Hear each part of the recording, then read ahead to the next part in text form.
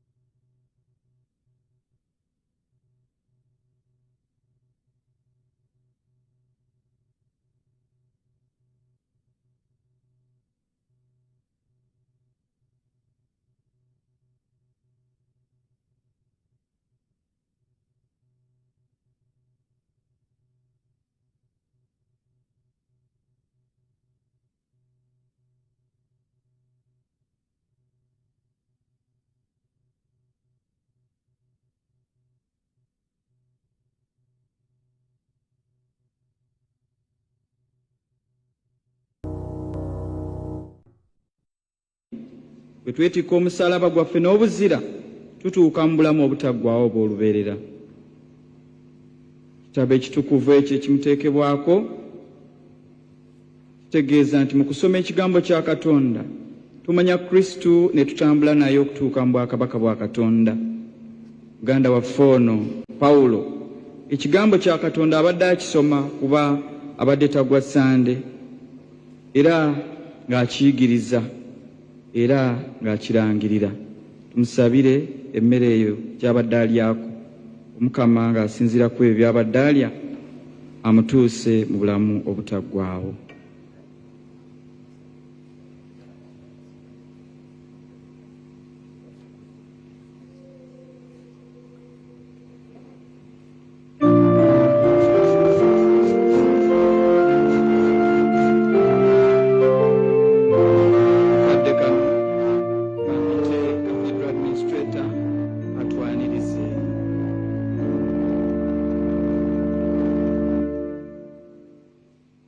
Bakungubazi bannange mwenna,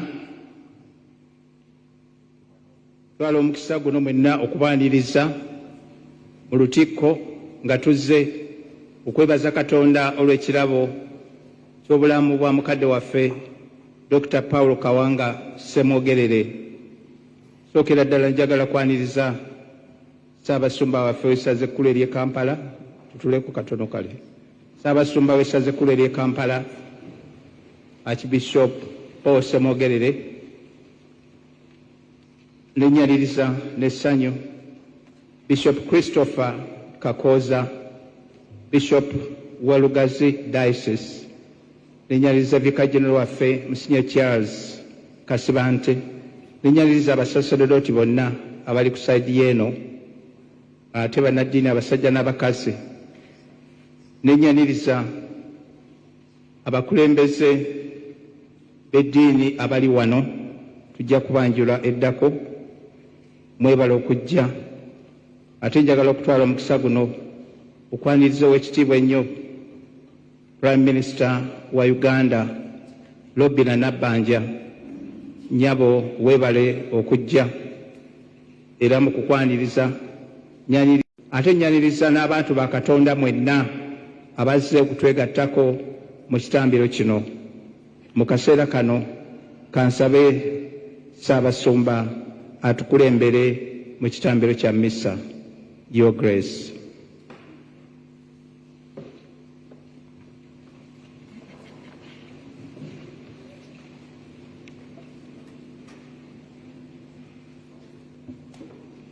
Mu linnya lya Paati n'erya Mwana n'erya Mwoyo Mutuukirivu.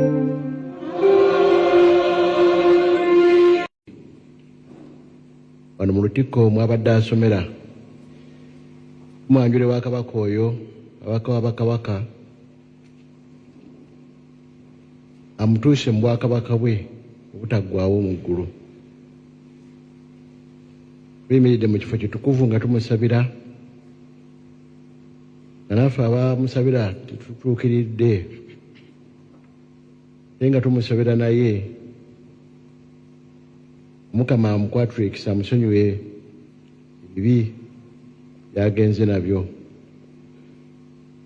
bimusiba okutuuka mu bwakabaka obw'omu ggulu, obwakabaka ataggwaawo. Sirikiriremu twenenye ensobi zaffe, ali tugume naye tumusabire, aye naffe Omukama awulirize bulungi essaala eno gye tusoma ku lunaku luno olukulu, emusanyuse.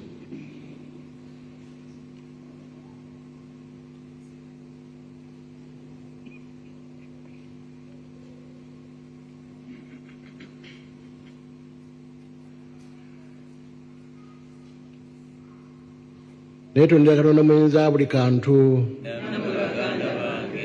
kinnyonoonye nnyo mu kulowooza, mu kwogera, mu kukola ne mu butakola.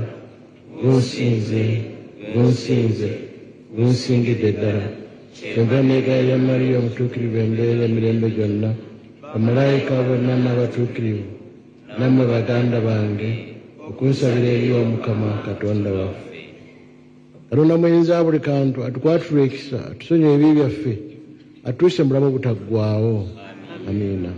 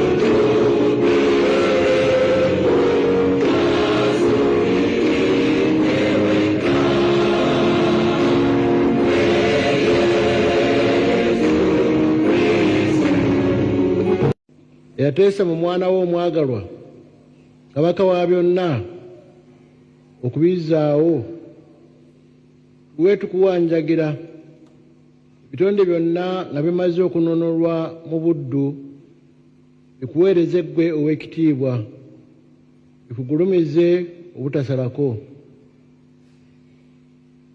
kikusaba nga tutama Yesu Kristo mukama waffe awanga n'alamula naawe nga mukibinamu omutuukirivu emirembe n'emirembe.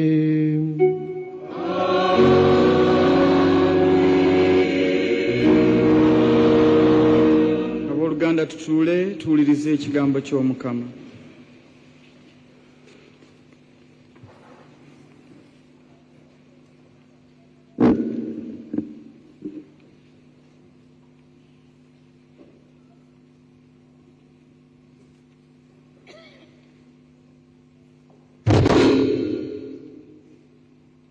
Asiga Daudi abeere kabaka wa Isirayiri.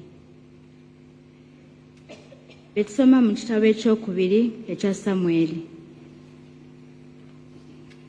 Awo ebika bya Isirayiri byonna ne bijja eri Dawudi mu Eburoni. Ne bagamba nti, laba, tuli mu birigo ddala na musaayi. Mu nnaku eziyise, Sawulo we yali kabaka waffe, bo wakulemberanga Isirayiri mu ntalo zaabwe zonna. Era Omukama yakugamba nti, gwe musajja aliba omusumba w'eggwanga lyange Isirayiri. Bw'olibeera omukulembeze wa Isirayiri. Olwo abakulembeze ba Isirayiri bonna ne batuuka eri kabaka mu Eburoni. Ne bakabaka ba Dawudi, ne kabaka Dawudi n'akuba nabo ekiragaano mu Eburoni mu maaso g'Omukama. Ne basiiga Dawudi omuzigo okubeera kabaka wa Isirayiri. Ebyo Mukama yabyogera.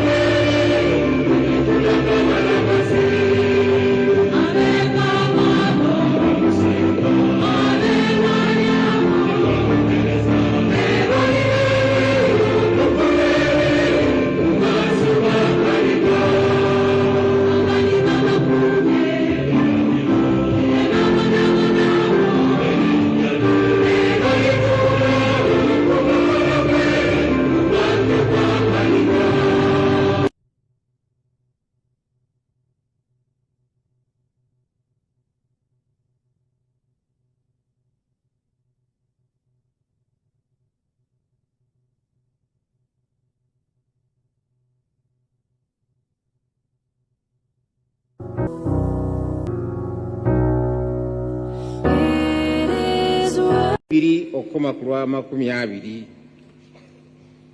Abooluganda, twebaza Katonda Paati olw'okutugwanyiza okugabana n'abatuukirivu mu Bwakabaka bw'ekitangaala eyatuggya mu buyinike bw'enzikiza n'atuteeka mu Bwakabaka bw'Omwana we omwagalwa, eyatununula n'omusaayi gwe ne tusonyiyibwa ebibi byaffe.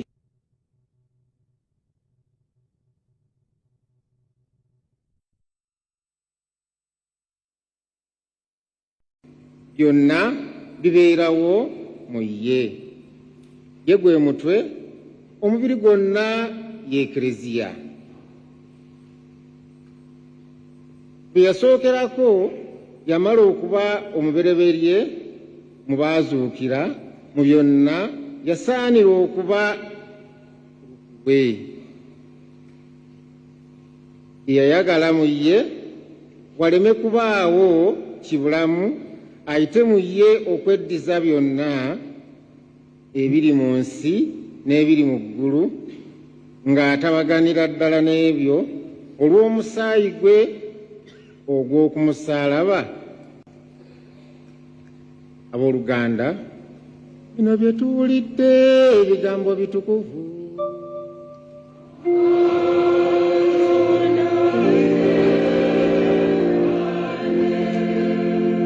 Abooluganda, ffenna tusituke okwaniriza amawulire agasanyusa.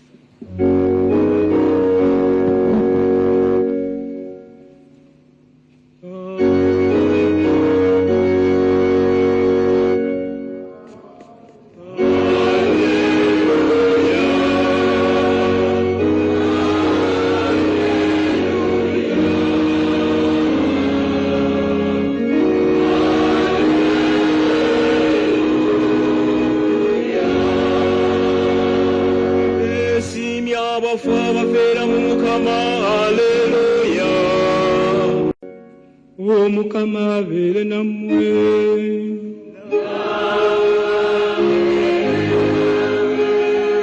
Ebigambo Evanjiri ya Mukama waffe Yesu Kristo ebivudde mu Luuka.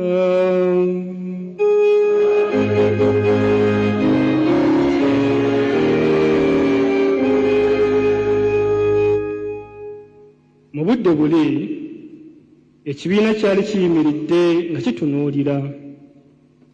Abakulu nga basekerera Yesu wamu nabo. Abakulu nga basekerera Yesu wamu nabo. Nga bagamba nti abalala yabawonya, kale naye yeewonye obanga ye Kristu omulonde wa Katonda. N'abaserikale ne basembera nabo ne bamuduulira ne bamuweereza enkaatu nga bagamba nti obanga gwe kabaka w'Abayudaaya weewonye. Awo waggulu ku ye waliwo ekiwandiiko eky'Olugereeki n'Olulatini n'Oluyibulu nti ono ye kabaka w'Abayudaaya. Omu ku batemu abaali ku musaalaba n'amuvuma ng'agamba nti kabule Kristo weewonye naffe otuwonye. Naye omulala n'ayogera ng'anenya munne n'agamba nti naawe Katonda tomutya, so nga oli mu kibonerezo kye kimu naye. Tonno era kale kitusaanidde anti ekigwanira ebikolwa byaffe kye tufunye.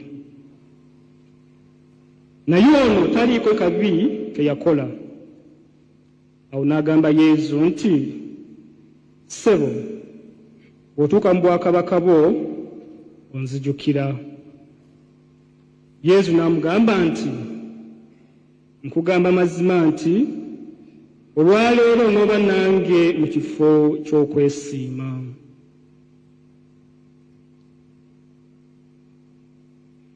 Ebigambo Evanjiri eno bikomye wano.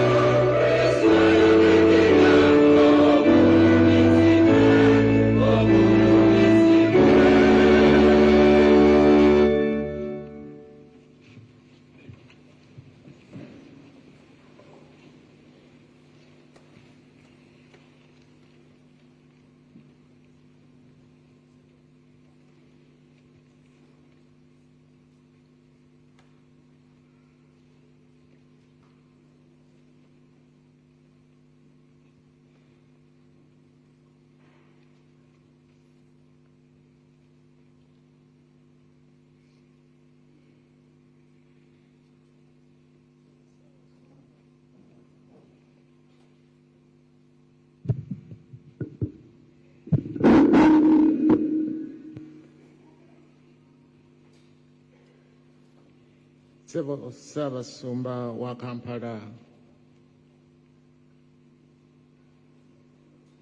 Grace Archbishop Ssemwogerere Paul, Yabo Prime Minister wa Uganda Oweekitiibwa ennyo Robina Nabbanja, Mulangira Wasajja ne bozzi nabo okuva gavumenti ya Buganda, Archbishop Hieronymus Muzeeyi wa Uganda Orthodox Church, ab'ebitiibwa mwenna, abantu ba Katonda, baanirizza n'essanyu ku lunaku luno olukulu ennyo olwa Yezu Kabaka lwe tukuza buli mwaka. Abooluganda abaagalwa, ku lunaku luno olukulu bwe luti njagala okubasaasira ennyo nga ntandika ne Ssaabasumba waffe Archbishop Paul Ssemwogerere wamu ne maama waffe Jeremina, abooluganda mwenna, abantu ba Katonda, olw'okufiirwa mukadde waffe ono Dr. Paul Kawanga Ssemwogerere. Kitalo nnyo, kitalo ddala. Bwe tufa tulagawa?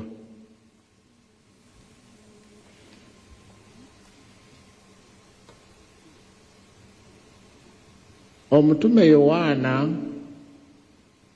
mu biseera bye ebyasembayo yagenda okukola retreat oba okwebuulirira oba okwegayirira. Yali ku kizinga, eggulu ne limu ebikkulira. Bino bye ngenda okubagamba si lugero era si bifumbirire, byaliwo. Eggulu lyebikkula, n'alaba ekibuga ekitemagana, ekibuga Yerusaalemi. Ekibuga kyali kyaka kyonna. N'abuuza malayika, ekibuga kino ekyaka bwe kiti, ttaala za kika ki? Malayika n'amuddamu nti akyakira ye Yezu Kabaka, kubanga kaakati olabye ku bwakabaka bwa Kristo. Abantu bonna wano we bamalira okuyingira mu bwakabaka, olina okubeera omulungi. Ate okubeera omulungi olina okukola ebirungi. Ebirungi bye tukola bye bitufuula abalungi, tuyingira mu bwakabaka obwo. Bassebo ne bannyabo, Mukama waffe Yezu Kristo bwe yali atuma abatume be, yabagamba mugende mugamba abantu nti obwakabaka obw'omu ggulu bubasemberedde. Obwakabaka tubutandikira ku nsi kuno nga tukola ebirungi, ne tufuuka abalungi, ne tugenda walungi.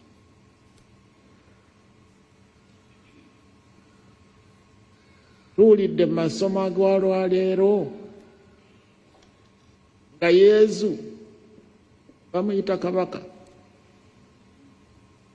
bw'otuukanga mu bwakabaka bwo onzijukiranga. Yesu bwe baali bamuwozesa, Piraato yamubuuza, naye oli kabaka? N'addamu nti oyogedde.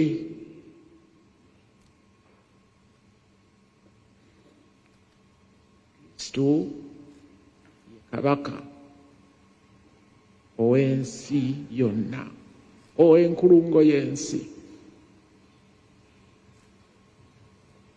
Kadde waffe n'agalamidde wano. Yakola ebirungi bingi ebyamufuula omulungi.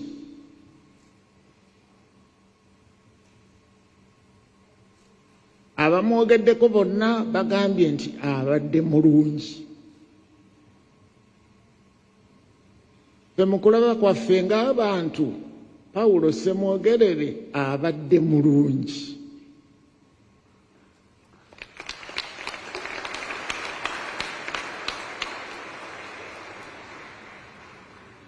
Ensi gye tulimu erimu ebizigirozigiro bingi. Tuwulidde ekigambo kya Katonda nga kyebaza. Omutume Pawulo nga yeebaza n'agamba nti Katonda wange nkwebaza kubanga abantu bano bonna n'obajja mu nzikiza bagende mu kitangaala Kristo eky'olubeerera. Tulina okwebaza Katonda okutujja mu nzikiza ey'ekibi naffe tugabane ku bwakabaka obwo bwe twesunga. Olw'okubanga ekibi tekiwoneka, olunaku olwaleero mu ngeri ey'enjawulo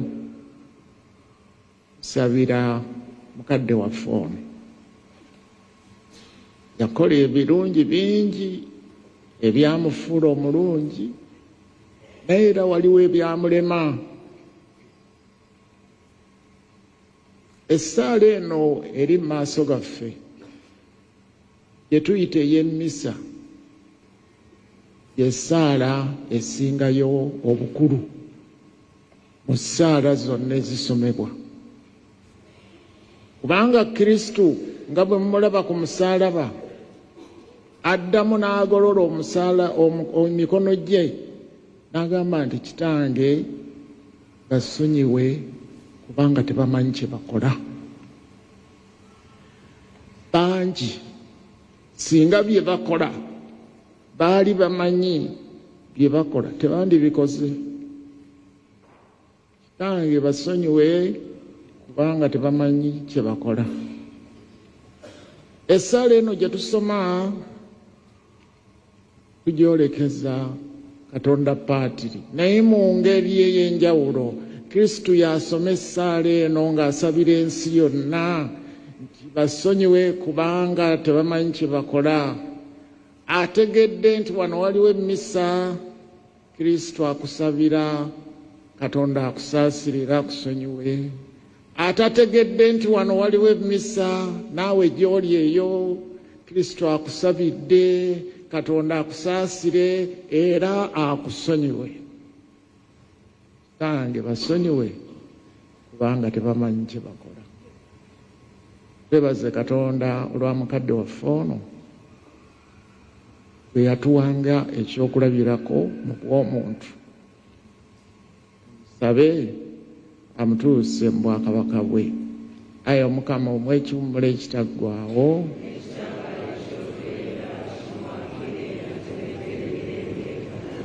Nayo gy'abakkiriza abaafa Katonda abakwatirwe ekisabo ekiwummulo eky'emirembe.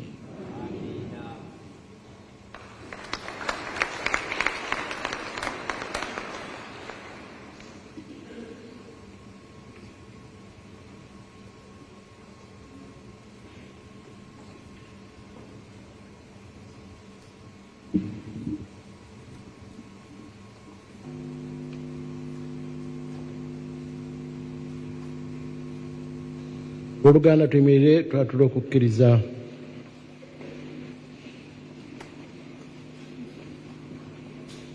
Nzikiriza Katonda omu bw'atyo omuyinza wa buli kantu eyakola eggulu n'ensi na byonna ebirabika n'ebitalabika. nzikiriza n'Omukama mu Yesu Kristo omwana omwati owa Katonda batiri gwazaala nga n'emirembe gyonna teginaabaawo. Katonda ava mu Katonda, ekitangaala ekiva mu kitangaala. Katonda ddala ava mu Katonda ddala, yazaalibwa buzaalibwa ati yatondebwa. Ye ne Patiri mu bwa Katonda be bamu ddala. Byonna mu byakolebwa olw'okubeera ffe abantu, olw'okutulokola, yava mu ggulu n'akka, n'afuna omubiri Maliya omubererevu gwa Mwoyo Omutuukirivu, n'afuuka omuntu, era olw'okubeera ffe yakomererwa ne ku musaalaba, n'abonaabona ku mirembe gya Ponsiyo Piraato, n'aziikibwa, n'azuukira ku lw'esatu nga bwe kyali mu buwandiiko, n'alinnya mu ggulu, atudde eggwaddyo ogwa Patiri, alijja ogwokubiri n'ekitiibwa okulamula abalamu n'abafu. Obwakabaka bwe tebuliggwaawo. Nzikiriza ne Mwoyo Mutuukirivu, Omukama era awa obulamu, ava mu Patiri ne Mwana, sinzaamu ne Patiri Mwana, ne tumugulumiza kimu, bye yayogerera mu balanzi. Nzikiriza n'Ekereziya omu ku nsi yonna omusala gw'emikisa gye. Tusabire abakristu banywere mu kukkiriza ne mu kussa ekimu. Tukikusaba Ayi Mukama.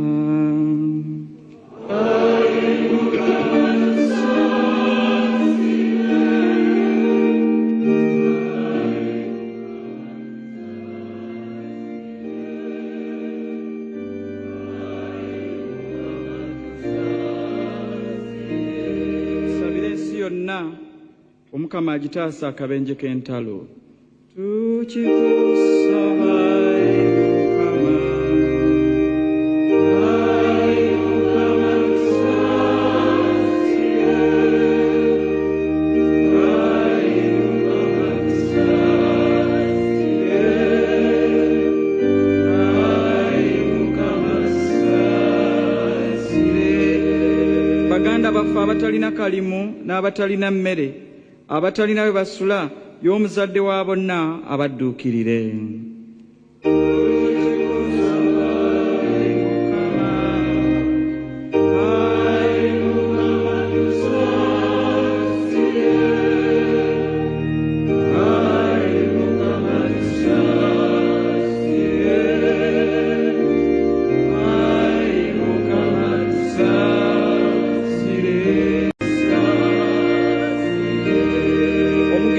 Pawulo eyalyanga omubiri gwa Kristu emmere ey'obulamu obutaggwaawo, Omukama amuzuukizenga mu kitiibwa ku lunaku olw'oluvannyuma.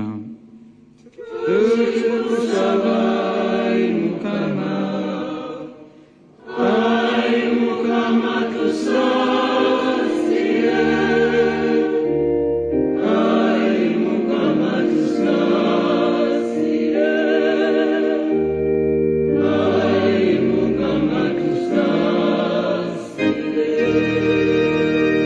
Bonna abaafiira mu ssuubi ery'okuzuukira abayingize mu kitangaala eky'olubeerera. Tukikusaba Ayi Mukama. Ayi Mukama tusaasire. Ayi Mukama tusaasire. Ayi Mukama tusaasire. Baganda baffe bonna abali mu nnaku ne mu buyinike bafune okuyambibwa n'okubagizibwa.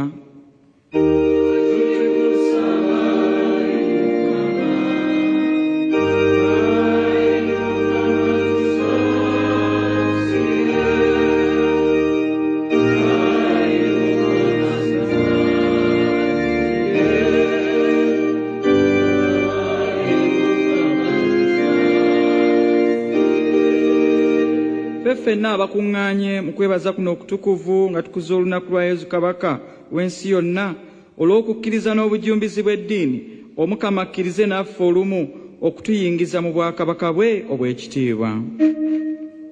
Tukikusaba Ayi Mukama. Ayi Mukama tusaasire.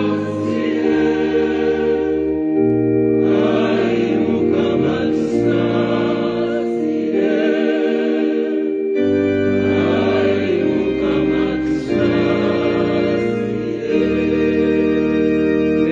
Regina Bakitte asabira omwoyo gw'omugenzi Honorable Paul Kawanga Ssemwogerere. Mirembe Maria ojjudde enneema n'omukisa mu bakazi bonna ezo omwana w'endaaneewa Maria omutuukirivu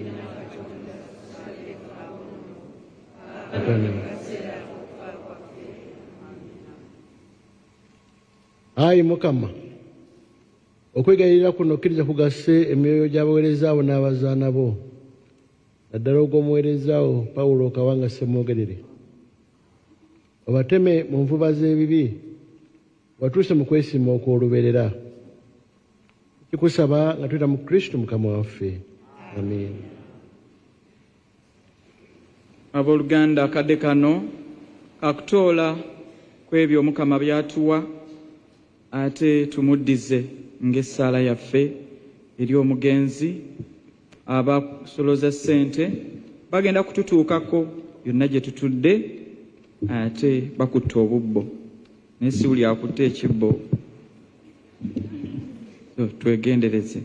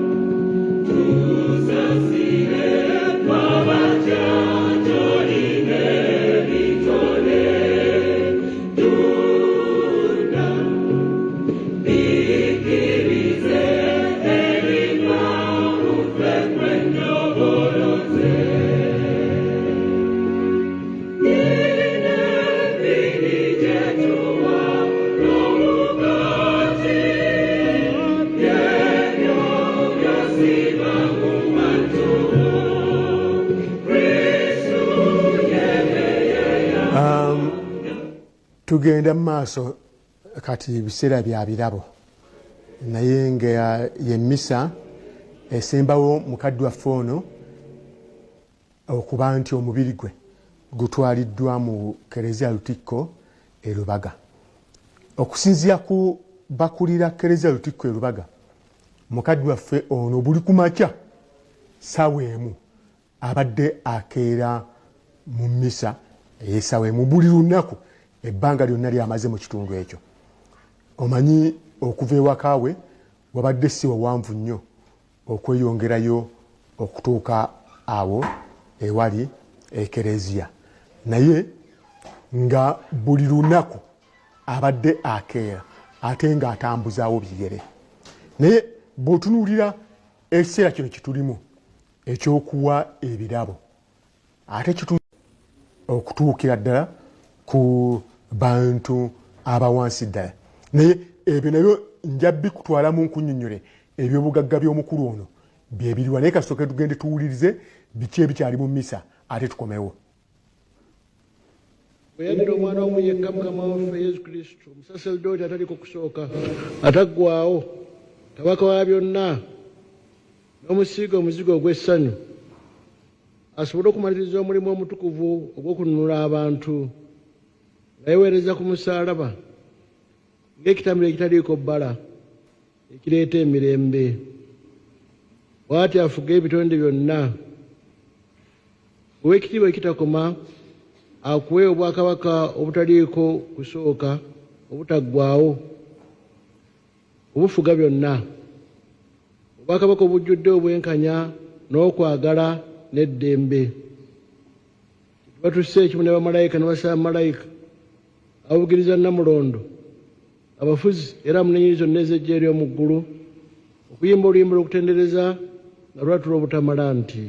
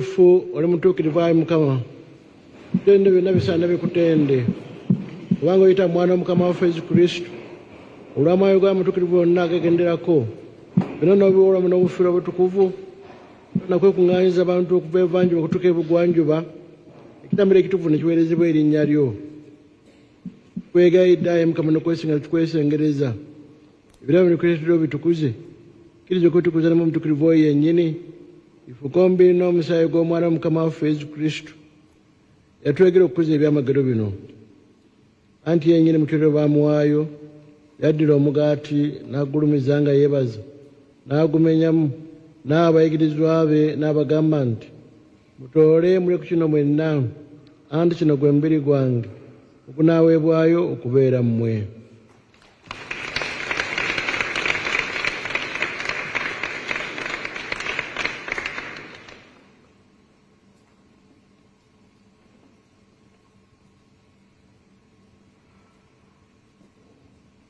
Era bamala okulya ekyekiro n'addira kaliisi n'agulumiza nga yeebaza n'abayigirizwa be n'abagamba nti mutoole munywe kuno mwenna anti ne kaliisi y'omusaayi gwange ogw'endagaano empya ey'olubeerera ogunaayibwa okubeera mmwe n'okubeera abangi okusonyesa ebibi kino mukikolanga lwa kunzijjukira.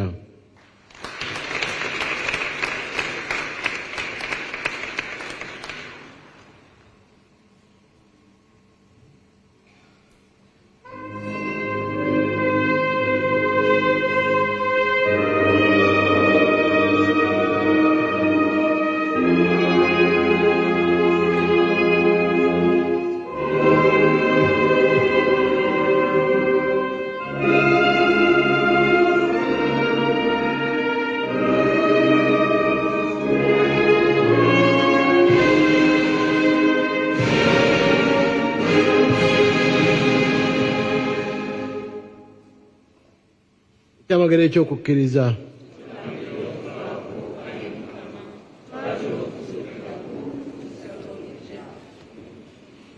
Tujjukira nno ayi Mukama okubonaabona kw'omwana olunyonyi kuleeta okulokoka, ssaako okuzuukira kwe n'okulinnya kwe mu ggulu.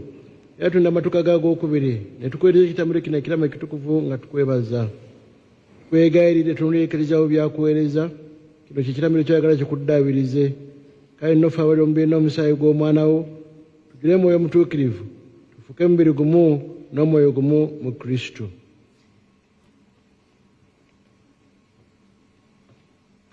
Yennyini yaba atufuula ekirabo ky'ekitaggwaawo, tusobole okugabana ku busika omu n'abalondemu bo, naddala Mariya omubeereevu nnyina Katonda, Yosefu omutuukirivu bba, wamu n'abatume bo abatuukirivu, era n'abajulizi ab'ekitiibwa, naddala abajulizi baffe aba Uganda, wamu n'awolereza kathidro yaffe eno, n'abatuukirivu bonna be tusuubira nti batuyamba, tibata kutusabira gy'oli.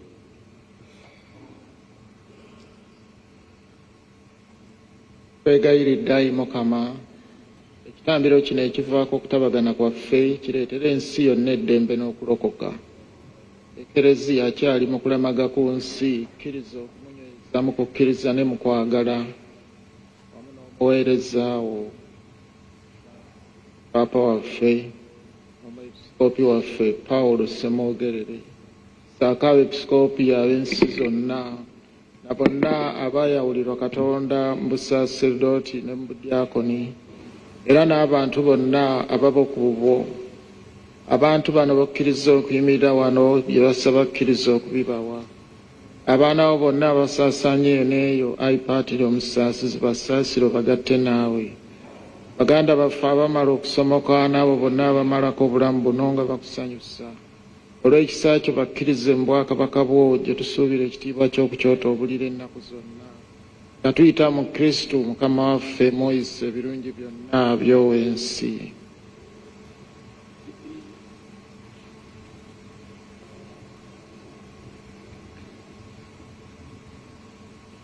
Omuweerezaawo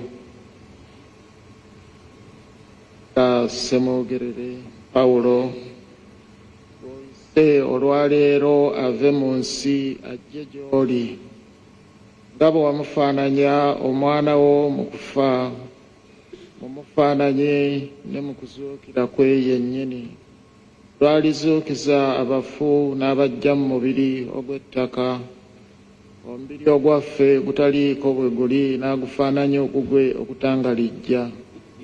Era ne baganda baffe abagenzi na bonna abaamalako obulamu buno nga bakusanyusa, bakkirize mu bwakabaka bwo gye tusuubira ekitiibwa ky'okukyota obulira ennaku zonna, ng'amaziga gonna omaze okugatusangula mu maaso, nga tukulabira ddala ggwe Katonda waffe nga bw'ofaanana, ne tukufaanana emirembe gyonna nga tukutenda obutassalawo, nga tuyita mu Kristo Mukama waffe mw'oyisa ebirungi byonna by'ow'ensi. Olunda Paatiri ebikolebwa mu ggulu, tw'emmere yaffe eya buli lunaku, tusonyiwe ebibi byaffe, naffe tusonyiwe abatukola, tetutwala mu kukemebwa.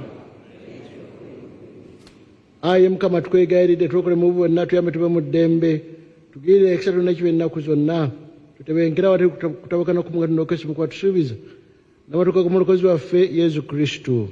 Gwe Kabaka w'obuyinza w'owekitiibwa. Ayi Mukama Yesu Kristo gwagamba abatume nti mbalekedde emirembe wadde emirembe gyange, totunuulira bibi byaffe, naye amaaso go gazze okukkiriza kwekereziyawo, okkiriza okumuwa emirembe n'okusekimu nga bw'oyagala, bw'abanga anoolamula emirembe n'emirembe. Embere y'Omukama alibeere nammwe ennaku zonna. Buli omu ayigalize munne emirembe.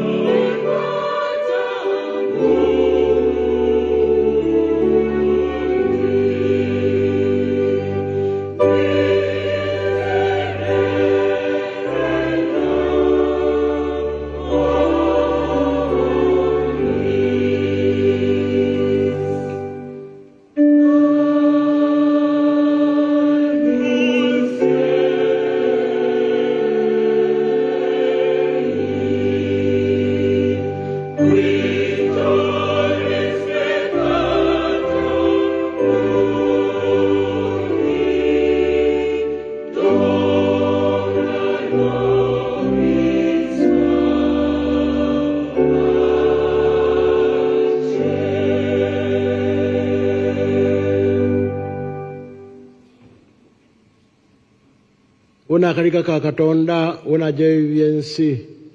Beesiimye abattiddwa ku mbaga y'akaliga.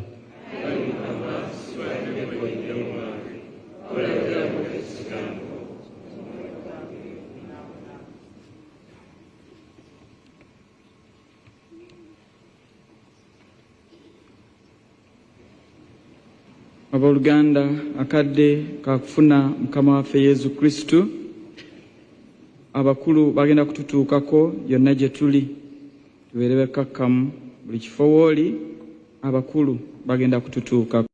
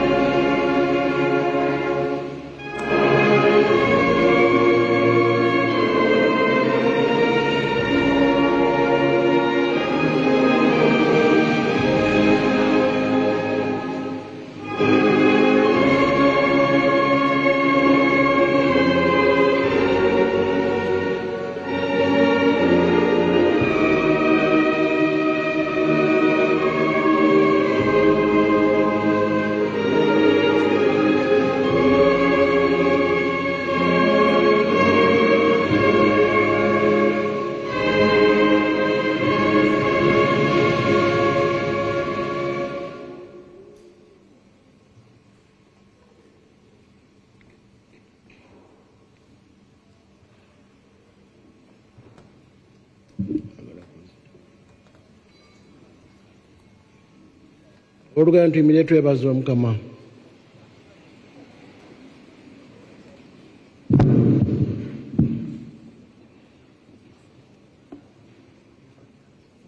Twegayidde Mukama nga bwe tufunye emmere eno etuusa mu butafa, weffe abeetenda okukwata ebiragiro byo n'ebiragiro bya Kristo kabaka wa byonna, sobole okubeera awamu naye ennaku zonna mu bwakabaka obw'omu ggulu. Tukikusaba nga tuyita mu Kristo Mukama waffe.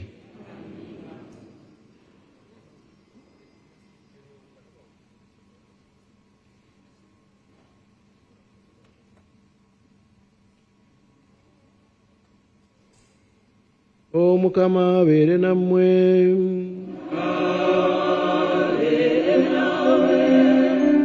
Omukama abawe omukisa abakuume.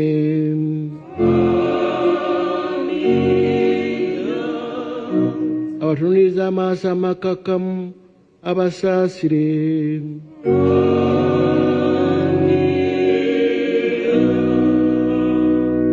Akyukire gye muli abawe emirembe.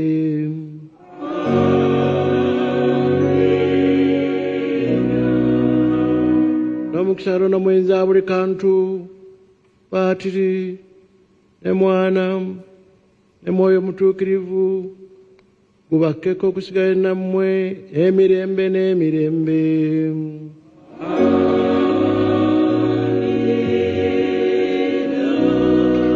Misa ewedde musigale mu ddembe lya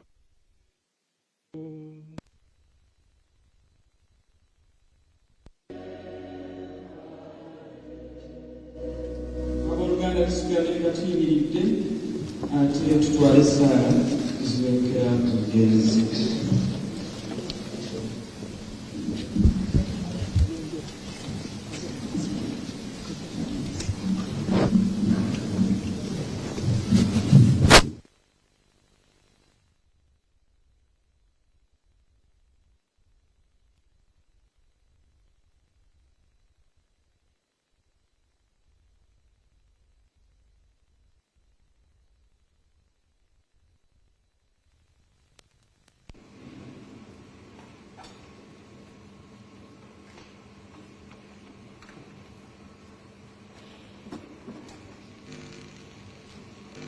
Oluganda abaagalwa,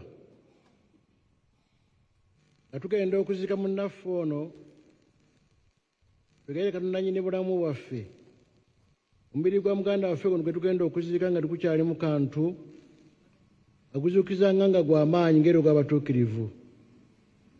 Ate omwoyo gwe agugatte mangu ku ababe abatuukirivu, ate nga amulamula abe wa kisa, ng'okufa bwe kuwedde n'ebibi abimaamuleko, atabagane ne Paatiri ng'omusumba omulungi yamuwembejja, agenderamu abo abali ne kabaka ataggwaawo, abeere mu ssanyu eritaggwaawo ng'ali wamu n'abatuukirivu.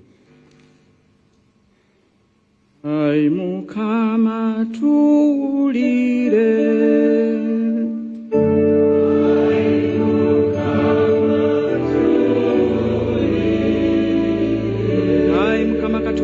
Yaniriza omugenzi ono anti wayiwa omusaayi gw'okubeera ye.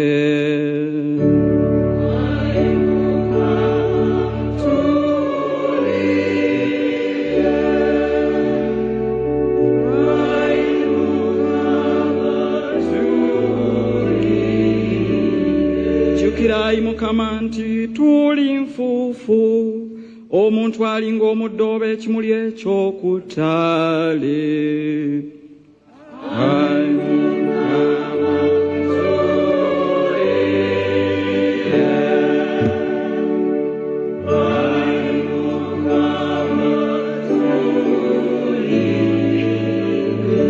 Ayi Mukama ebibi byange binkanga, n'enswala mu maaso go, naye gw'oli wa kisa.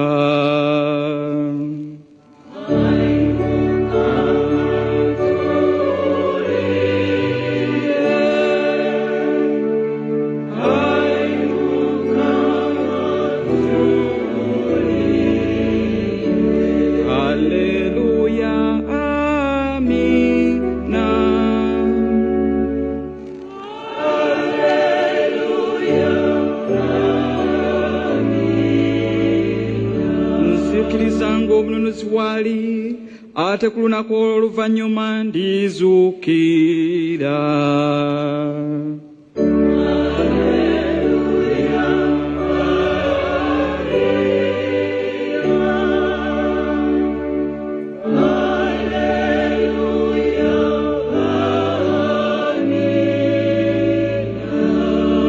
Nze nnyini nze ndiraba Katonda omulokozi.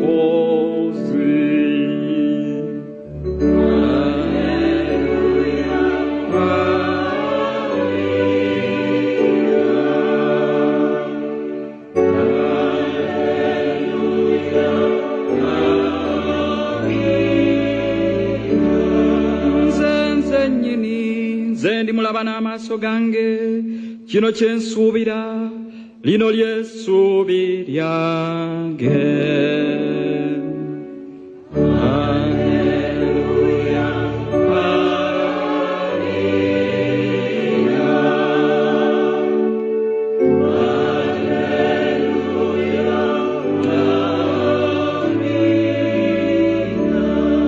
Ai Mukama tuwulire.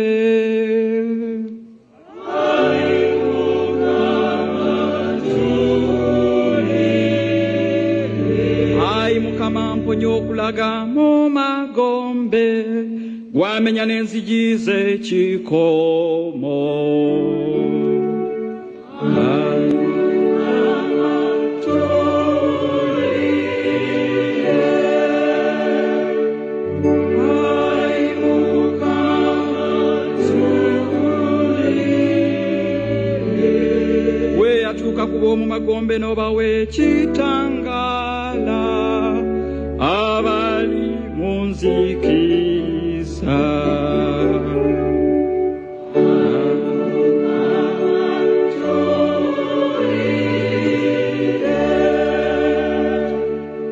Ai Mukama tuwulire. Ai Mukama obawa ekiwummule kitaggwaawo, n'ekitangaala eky'olubeerera kibaakire.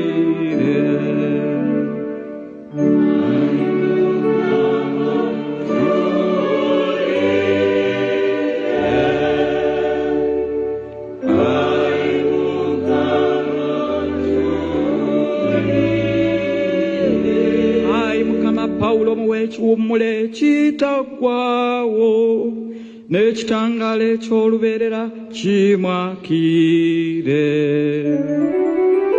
Ai Mukama tuwulire. Ai Mukama tuwulire.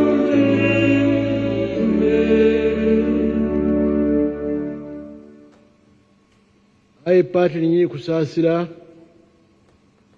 tukukwasa Pawulo Kawanga Ssemwogerere, tukakasa nti naye alibanga abalala bonna abafiira mu Kristo.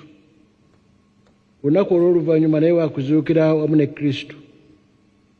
Kale nno gwe weekisa, Ayi Mukama, wulira okwegayirira kwaffe, emiryango gy'eggulu giggulwe ayingire.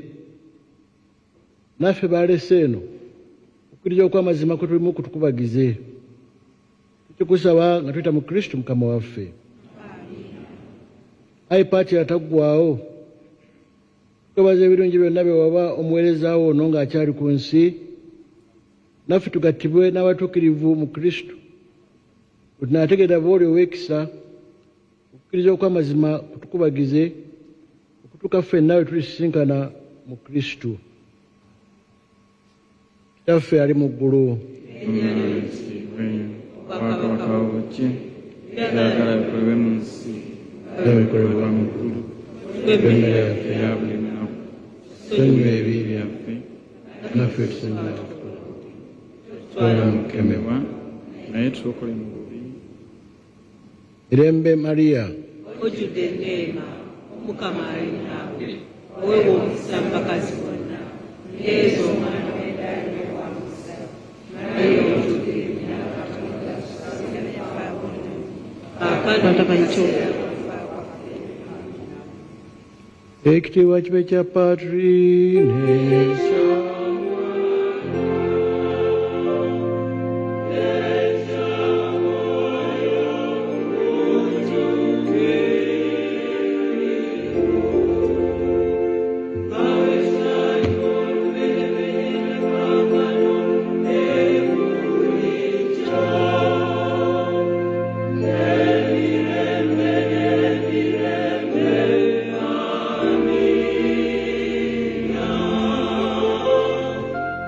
bannaffe ono abadde mufumbo omutukuvu kale bannaffe abafumbo nabo kabatwala essaala nga bawerekera munnaabwe.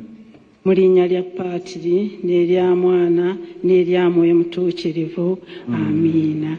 Ayi Katonda Kitaffe, gwe nsibuko y'amaka n'obufumbo obutukuvu, nga tuli wamu ne Matiya Mulumba omujulizi omuwolereza waffe olw'omufumbo munnaffe Pawulo Kawanga gwe wayise ajje gy'oli. Ffe abakkiriza nti mu batisimu yafa era n'azuukira mu bulamu obujja mu Kristo omwana wo.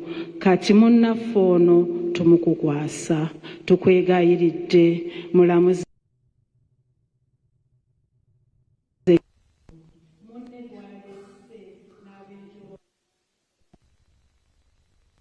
otunywereze ku ndagaano zaffe okutuuka okufa. Tukikusaba nga tuyita mu Kristo Mukama waffe.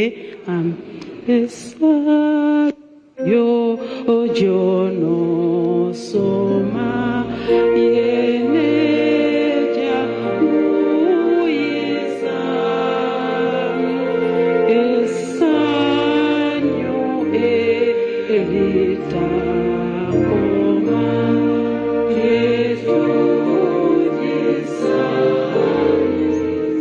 ayo Mukama w'ekimuli ekitagwawo n'ekitangaala eky'olubeerera kimwakire atebenkere emirembe. Ayo Mukama muwe ekimuli ekitaggwaawo n'ekitangaala eky'olubeerera kimwakire atebenkere emirembe. Ayo Mukama muwe ekimuli ekitaggwaawo n'ekitangaala eky'olubeerera kimwakire atebenkere emirembe. Mu linnya lya Paatiri n'erya Mwana n'erya Mwoyo Mutuukirivu. Tulizuukira ffe.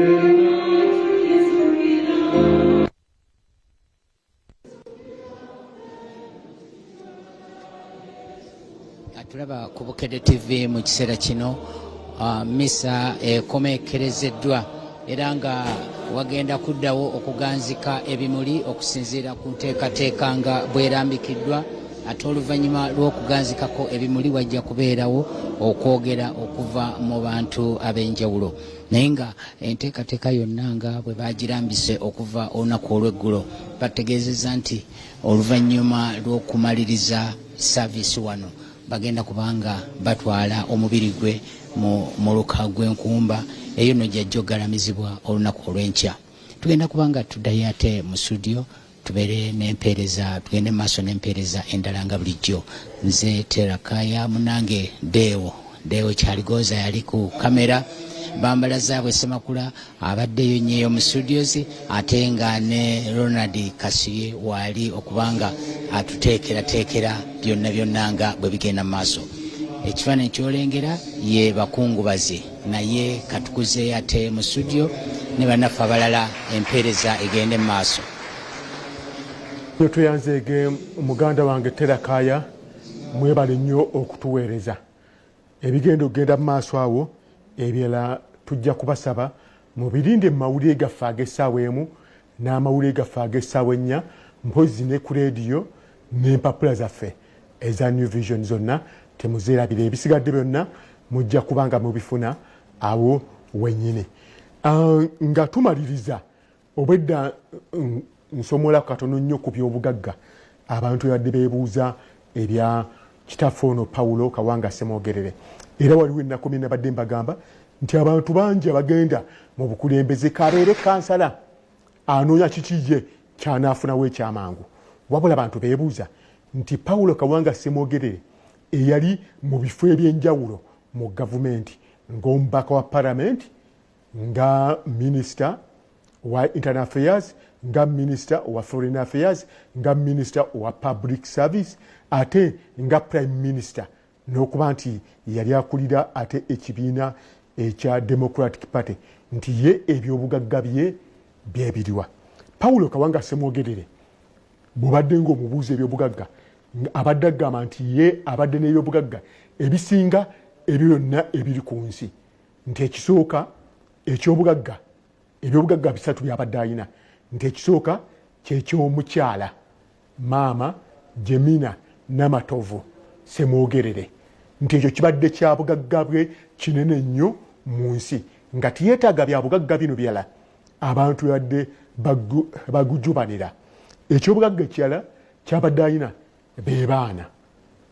Omanyi Mukama Katonda abadde yamuwa abaana 5 mu bulamu bw'ensi okuli omwana Grace Nabatanzi bambi ono yava mu bulamu bw'ensi eno mu mwaka gw'2011 okuli Kaloli Ssemwogerere ono ye looya yatendekebwa mu ggwanga lya Amerika okuli Anna Namakula ono nga akola n'ekitongole ekya African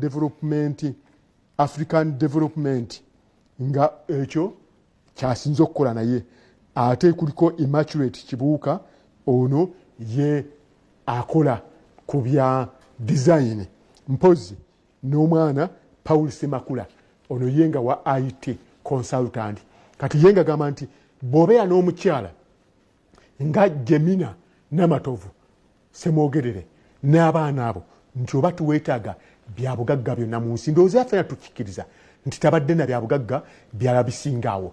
Ekyobugagga ekyokusatu kyabadde alina era kyabadde yinyumirizaamu ennyo mu nsi be bantu gy'emikwano. Ye yagamba nti ye bwe yawummula ebyobufuzi yali tiyeetaaga kubanga alina byategese nti obanga olina hoteri obanga olina bizinesi bweti obanga olina faamu obanga olina ettaka abantu ennaku zino bibatwala ennyo ng'ekikulu. Ye ngagamba nti emikwano n'abantu abaali bamukkiririzaamu basobodde okumubeezaawo emyaka gyonna okuva mu 1995 lwe yava mu gavumenti okutuuka kati gy'emyaka kumpi nga 27 nti emikwano gibadde buli lunaku nga bajja ne bamukyalira mu maka gaabwe Lubaga buli lunaku nga balina kye bamuleetera naye nti ekisinga obukulu by'ebirowoozo bye babadde bajja okufuna gy'ali naye ebirowoozo bye babadde bamuleetera nti ekyo kibadde kya bugagga nnyo nga tiyeetaaga bya bugagga bibadde bisingakwawo. Abalala batera okwebuuza nti Paulo Kawanga Ssemwogerere ne Paulo Ssemwogerere Archbishop w'essaza ekkulu ery'e Kampala ate bano bajja batya okuba nga balina amannya geegamu. Paulo Kawanga Ssemwogerere muganda wa taata wa Paulo Ssemwogerere kati Archbishop naye olw'okuba nti oli yali ayagala nnyo muganda we ono yasalawo omwana bwe yamuzaala mu 1956 n'amutuuma amannya ga muganda we gonna ge yali alina era oluvannyuma Paulo Kawanga Ssemwogerere yalaba yakola kyonna ekisoboka okuba nti omwana wa muganda we ono gwe yamubbulamu amannya ago asoma ate n'asoma bunnaddiini era n'amuyamba okuba nti yasobola okusoma n'atuuka ku ebyo byonna byatuuse era ng'abadde amubuulirira buli kaseera okulaba nti anywerera ku Mukama Katonda.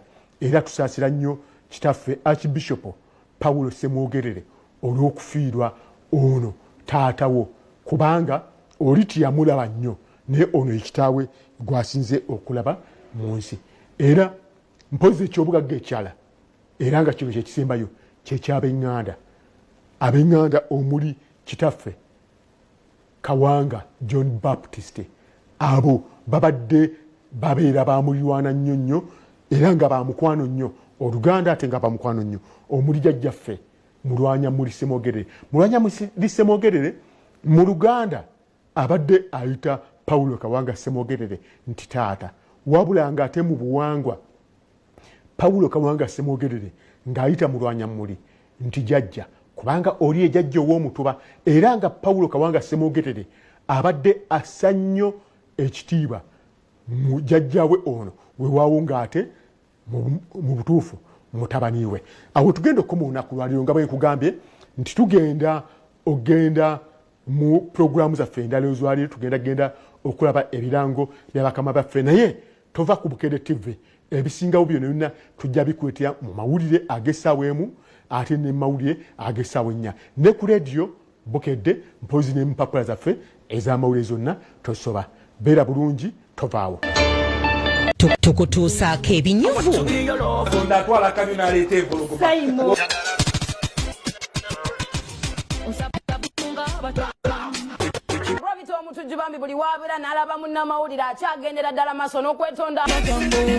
Muziki ku muziki.